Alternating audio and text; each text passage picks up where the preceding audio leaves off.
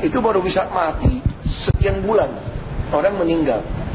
Lalu menghubungkan ini kan memang udah tradisi Islam. Saya anti Islamnya. Itu jangan mengaitkan anak mati karena binatang korban gitu loh ya. Yang gara-gara tadi darah. Gara-gara darah itu. Oh, ya. Nanti orang mati masuk sumur juga banyak gitu. Ya. Apa nanti nggak boleh bikin sumur gitu loh. itu kasus saja gitu ya. Oke, baik. Terima kasih. Tabrak busway, Ya. busway-nya dihapus dong kalau begitu. Tapi saya pikir kambing di trotoar itu kan hanya setahun sekali, hanya beberapa hari. Ya. Ada orang jualan di trotoar yang merusak jalan. Panjang tahun gitu ya. Itu sepanjang tahun. PKL nih maksudnya. Ya Pak Ustadz. PKL itu. Mengenai larangan menjual di trotoar karena mengganggu ketertiban umum, bukan hanya pedagang hewan, pedagang kaki lima ada yang permanen, berpuluh-puluh tahun nggak diganggu sama Trantip. Kenapa Hari Raya Kurban yang menjadi hari raya umat Islam yang hanya setahun, paling dia dagang 1 minggu, dilarang? Berarti Ahok nih sentimen yang mau umat Islam. Ada apa sebenarnya? Gubernur DKI Jakarta Basuki Cahayapurnama mengeluarkan Peraturan Gubernur Nomor 168 Tahun 2015. Peraturan tersebut berisi melarang pedagang menjual hewan kurban di jalan trotoar dan juga melakukan pemotongan di sembarang tempat. Ahok beranggapan dengan penertiban ini maka pemotongan kurban dapat lebih bersih dan terjamin kesehatannya. Makanya itu yang dulu kenapa diizinkan potong hewan kurban semua di jalan. Dulu kamu tidak pernah teknologi kesehatan, ilmu kesehatan, tidak pernah tahu ada penyakit-penyakit berbahaya. Misal contoh, dulu kita nggak ngerti kenapa anak kecil main di tanah, kok tiba-tiba pulang kena penyakit meninggal. Sekarang kita teliti baru ngerti, itu dari darah hewan ternyata. Yang dia punya spora, itu baru bisa mati sekian bulan orang meninggal. Lalu menghubungkan, ini kan memang udah tradisi Islam. Saya bukan anti Islamnya. Penjualnya bisa kita udah fokuskan kok di lapangan mana, kita udah boleh atur. Malah kita dorong pemotongannya masih di pemotongan hewan. Karena darahnya nggak boleh sembarang dicurahkan ke tanah.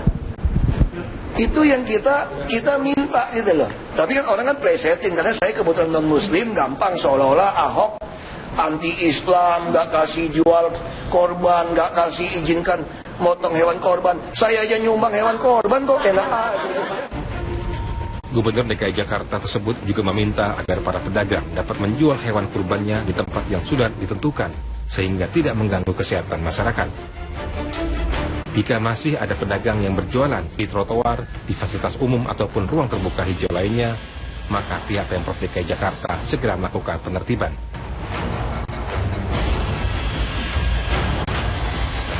Sementara itu, terkait infrastruktur, Rumah Pemotongan Hewan Dharma Jaya Cakung sudah melakukan berbagai persiapan. Dari kapasitas kandang sebanyak 3.000 ekor, sudah terjadi peningkatan terhadap suplai hewan. Pihak Rumah Pemotongan Hewan juga menyediakan beragam paket dalam penyembelihan hewan kurban, mulai dari penyembelihan hingga pengepakan daging kurban. Dari Jakarta, tim TV One mengabarkan.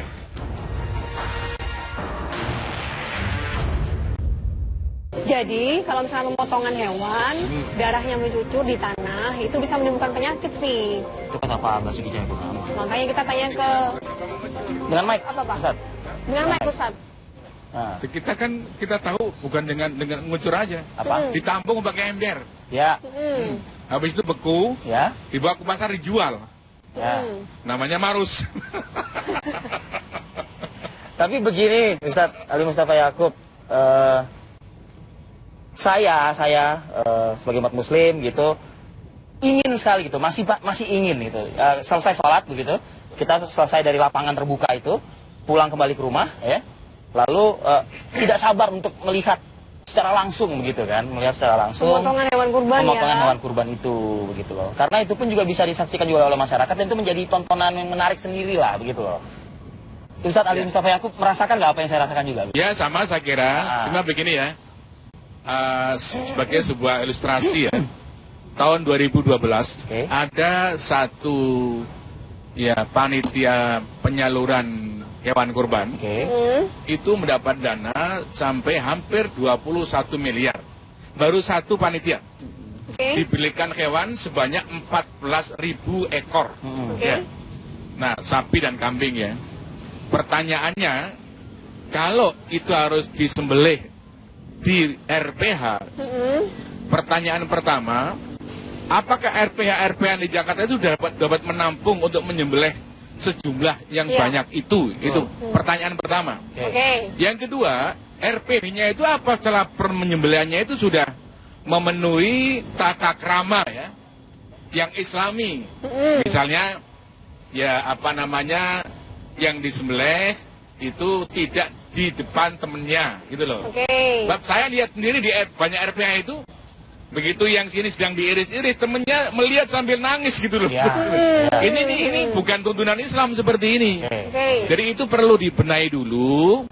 Nah kalau sudah dibenahi dan menampung untuk DKI semuanya, mungkin diberi peraturan itu silakan aja. Tapi saya dengar itu Inhub itu ada pengecualian gitu loh. Pengecualian itu hewan yang disembelih waktu untuk korban, untuk adat seperti hakikah dan sebagainya itu tidak harus di RPH. Ini perlu klarifikasi nanti pada dinas peternakan. Ada Pak Agung di sini ya. Ya gitu ya. Oke, baik. Mungkin langsung Pak Agung tanggapi dua hal yang disampaikan oleh Ustaz. Pak Kiai, jadi kami ingin menanggapi tadi berkaitan dengan cara penyembelihan. Kita juga diatur dengan istilahnya kestrawan, animal welfare. Jadi kesejahteraan hewan. Jadi hewan pun juga ketika mau dipotong harus dia sejahtera. Karena ketika dia sejahtera, insya Allah di kualitas dagingnya juga akan berbeda dengan yang tidak sejahtera. Kemudian pertama. Kemudian yang kedua, dalam hal pemotongan hewan harus di rumah potong. Itu kita atur di Perda 8 nomor 89 tentang pengawasan pemotongan ternak dan peredaran daging di DKI Jakarta. Itu diatur bahwa setiap hewan harus dipotong di rumah potong hewan. Ya. Kecuali pada hari besar keagamaan dan untuk adat itu diperbolehkan memotong di luar RPH. Namun tetap di bawah pengawasan dari Dinas Kelautan Pertanian dan Ketahanan Pangan. Begitu Pak Kiai penjelasannya. Kalau ada misalkan pengecualian tadi, ya, dengan catatan ada pengawasan dari RPH gitu aja udah. Kalau misalkan memang dilakukan penyembelihan di RPH, menampung nggak sebegitu banyaknya?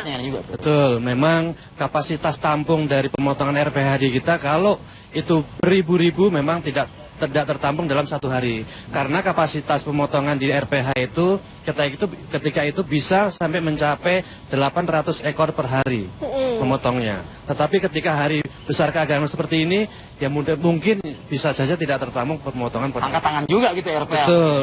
Untuk itu apalagi saya katakan tadi ya, baru satu panitia korban itu menyembelih 14.000 ekor binatang. Nah itu baru satu itu kan, nah, satu panitia itu, ya kan, tahun 2012. Saya punya catatannya itu, ya kan. Nah kalau 10 panitia gimana? Ya, kader. Ya gimana itu Pak Agung? Sebelum kita ke Bang Rahmat nih, bisa nggak nanti ke depannya ini nanti semua diatur oleh RPH ke depannya, mungkin nggak? kalau dengan jumlah kapasitas seperti itu kita juga harus berbenah diri RPH-nya. Kita tambah kapasitas tampung dan kapasitas potong. Tapi kan keinginan gubernur kan demikian gitu loh Pak Agung. Betul, jadi dengan adanya seperti itu tentunya kita harus mengevaluasi dari tahun ke tahun. Kalau memang pada hari besar keagamaan itu melimpah, ya kemungkinan tidak bisa ditampung. Pak Agung sendiri motong nanti di mana? Kalau saya memotong biasanya kita salurkan di masjid-masjid. Nah, ini kan pengecualian tadi. Ada pengecualian dalam perda tersebut bahwa untuk hari besar keagamaan dan untuk adat boleh dipotong di luar RPH. Baik, tapi sempat loh keluar dari Pak Ahok di Arab Saudi saja ketika dilakukan penyembelihan mereka bukan di masjid. Ini kita udah bicara pengecualian itu berarti kan? Di RPH. Nah ini masuk pengecualian apa tidak? Karena Pak Ahok sempat mengeluarkan statement seperti itu. Betul. Kalau dari segi peraturan, dari segi peraturan memang harus memotong hewan harus di rumah potong yang telah ditetapkan oleh gubernur. Tapi kan membandingkan dengan Arab Saudi ketika Lebaran Haji, betul. Dan justru itu ada pengecualian. tidak tepat dong kalimatnya berarti itu. Pak Agung, saya perjelas lagi. Di sekolah boleh tidak? Di sekolah boleh. Boleh. Boleh. Di fasilitas umum boleh tidak? Fasilitas umum tidak boleh. Oke. Masjid juga tidak boleh? Ya? Masjid juga tidak boleh? Di masjid boleh. Kan itu di masjid, di lapangan-lapangan yang telah ditentukan. Tentunya masjid juga nggak boleh di masjid, di halaman masjid. Kan begitu. Tidak mungkin di masjid, di halaman masjid, di halaman sekolah. Di halaman masjid maksudnya ya, gitu. boleh, tidak dilarang. Itu. Baik, Bang Rahmat. Anda sebagai penduduk Jakarta, dan ini instruksi gubernur untuk wilayah DKI Jakarta. Tanya dulu, kampung mana bang? Tanah Abang. Itu Jakarta Bicara banget. Tanah Abang tuh banyak tuh bang. Oh iya, itu udah siap. Oke, nanti ya bang ya. Siap. Orang Tanah Abang nanti nih kita. Oke. Ya saya baru tahu nih dari Mas Agung bahwa nggak taunya ada perda pengecualian. Pengecualian dalam artian pemotongan hewan untuk hari-hari besar. Seperti Idul Kurban kan hari besar. Dan acara-acara adat seperti akekah. Kalau perdanya seperti ini, betul. Yang saya bingung, kok statement Ahok menyatakan bahwa darah hewan kurban yang tercecer yang Bahaya. akibat pemotongan hewan di tempat Membahayakan. umum akan menimbulkan penyakit. Antara keterangan Mas Agung dengan keterangan Ahok di media itu tidak pas. Saya yakin Mas Agung yang benar, Ahok tidak baca perdanya. Masa bisa gitu? Ya aku yakin Ini kan Pak Gubernur loh, masa nggak Ahok baca sih? biasa seperti itu. Yang di sebelah Mbak Rahmat itu menjalankan apa yang disampaikan oleh gubernur. Tapi belum tentu gubernur melakukan kebijakan dengan membaca perdanya dulu. Perda kan induknya, turunannya kan baru inggup.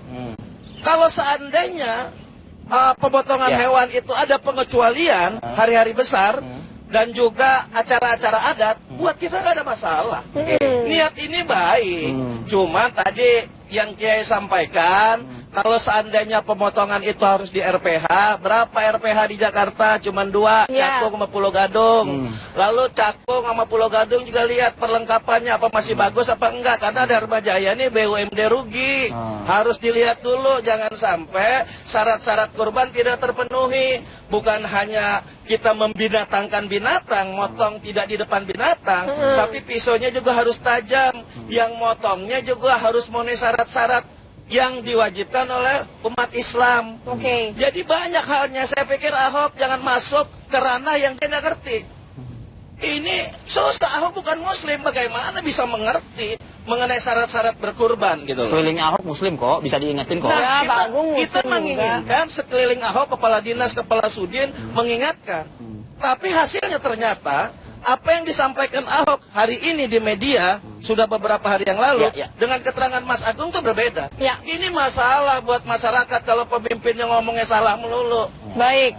Yang penting kejelasan ya, kejelasan seperti itu. Dijelasin sama dijelasin kok sama kabitnya? sama Pak Agung. Berarti kita sepakat ya, kita pegang kabitnya ya, Ya. daripada keterangan Ahok ya. Jeda dulu deh. Bang, kita jadi dulu ya bang ya. Saya takut nanti kayak kepala sekolah SMA 3 pulang dari sini dipecat.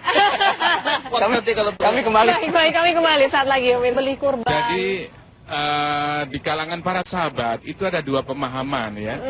Yang pertama pemahaman tekstual ya. Jadi karena Rasulullah menyembelih korban, maka kita ya harus menyembelih hewan gitu. Ya namanya berkorban itu menyembelih hewan gitu Ya. kan. Ini pemahaman tekstual. Ini tokoh-tokohnya antara lain sahabat Abdullah bin Umar radhiyallahu anhuma, Anas bin Malik radhiyallahu anhu. Nah, ada juga yang pemahaman kontekstual.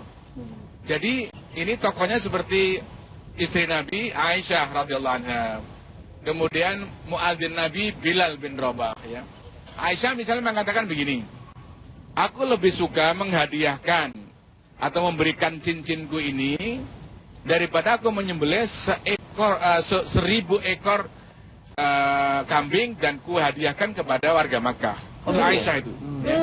Sementara Bilal itu seperti dikutip dalam kitab Al-Musannaf karya Imam Abdul Razak mengatakan, aku tidak peduli meskipun korbanku hanya seekor ayam jantan. Karena aku lebih suka memberikan uang korban ini kepada anak yatim yang tidak bisa makan daripada aku menyembelih korban gitu loh. Nah ini kan pemahaman yang kontekstual. Jadi ibadah korban itu sejatinya kalau menurut Aisyah dan Bilal adalah ibadah sosial gitu loh. Nah saya lebih milih menggabungkan dua metode ini ya. Jadi misalnya begini, menyembelih iya, tapi memberikan uangnya juga iya. Oke. Nah begini caranya, kalau kita punya uang 20 juta, kan dapat satu sapi, jangan dibelikan satu sapi. Nah, ambil 5 juta, belikan 2 ekor kambing. Ya, kambing kita sembelih. Sementara sisanya 15 juta kita berikan kepada fakir miskin. Itu dua metode pemahaman kita pakai seluruhnya. Pengalaman kami di Istiqlal gitu kan. Sebelum memakai sistem yang sekarang, itu begitu orang menerima daging sapi, itu langsung penadahnya sudah ada, dijual langsung. Waktu itu harga daging sapi 1 kilo sampai 80.000, itu dijual 20.000. Ketika dia nyetana, ibu, kebetulan ibu ya, kenapa daging kurbannya dijual? Ada yang menjawab begini, saya lebih memerlukan uang daripada daging kambing. Ada yang menjawab begini, lah kalau saya terima dagingnya, bagaimana saya bisa masak? Loh, kenapa ibu nggak bisa masak? Tapi saya rumah aja nggak punya, bagaimana saya bisa masak gitu kan? Nah orang-orang seperti ini kan lebih perlu kepada uang daripada kepada daging. Makanya menyatukan tadi akan menyatukan tadi lebih utama. Tapi Ustadz, ya kan kalau misalnya dibelikan 2 kambing, beli kambingnya yang di trotoar atau yang di mana nih Ustadz nih kira-kira? Nah sekarang oke lah, tapi saya pikir kambing di trotoar itu kan hanya setahun sekali, hanya beberapa hari. Ada orang jualan di trotoar yang merusak jalan. Sepanjang tahun gitu ya? Itu sepanjang tahun. PKL nih maksudnya? Ya PKL itu. Saya sampai pernah ya, heran ini, saya pernah di Bandung ini terus terang ini, biar wali kota Bandung dengar ini kan. Ya kan? Ridwan Kamil ya? Ya, saya lewat itu toko-toko sekitarnya itu nggak kelihatan. Kok tutup sama PKL? Ketutup sama PKL semuanya. Udah lama atau masih baru-baru ini? Sebulan yang lalu. Sebulan yang lalu. Nah itu. Nah kalau seperti ini, semua Indonesia seperti ini kayak apa kota-kota ini? Ini cuma karena momentum 1 hari, 2 hari. Cuma beberapa hari saja. Iya. Lagi pula kan menyembelih korban itu hanya waktunya 4 hari. Gitu loh. Nah saya katakan begini. Ini sekedar ilustrasi ya. Di Toronto saya pernah tanya. Anda menyembelih sapi sehari bisa berapa ekor? Satu slaughtering house ya, rumah pemotongan hewan. Dia bilang kalau tanpa stunning ya, tanpa penyisanan, 1 hari hanya paling banyak 350 ekor. 1 hari itu. Tapi kalau pakai stunning bisa lebih dari 1.000. Gitu ya. Nah, mungkinkah Jakarta bisa seperti itu? Pak Rahmat terakhir, Bang Rahmat. Yang kondusif Bang Rahmat kira-kira gimana nih ke depan? Ya, buat saya kondusif nggak kondusif yang penting masyarakat aman. Ya kondusif dong harus. Ya. Mengenai pedagang hewan. Pedagang hewan yang ada di Jakarta ini itu sudah turun-temurun. Sudah seperti budaya. Dan sampai saat ini dari saya lahir sampai saya gede nggak ada dampak yang aneh-aneh. Mengenai larangan menjual di trotoar karena mengganggu ketertiban umum, bukan hanya pedagang hewan, pedagang kaki lima ada yang permanen, berpuluh-puluh tahun nggak diganggu sama Trantip. Kenapa hari raya kurban yang menjadi hari raya umat Islam yang hanya setahun paling dia dagang 1 minggu dilarang?